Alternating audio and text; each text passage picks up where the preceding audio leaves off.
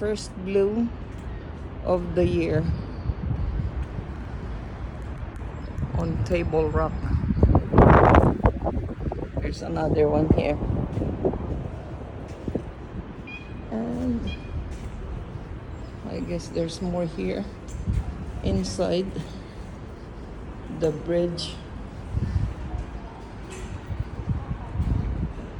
Oh, I didn't know there's lots of daffodils here inside.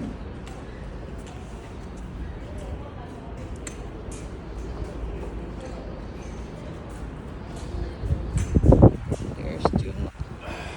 So another bench.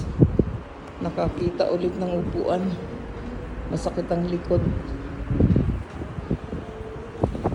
So ganyan ang ginagawa namin dito sa Canada.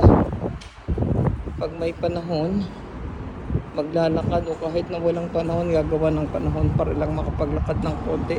Otherwise, pagugupo kami. So,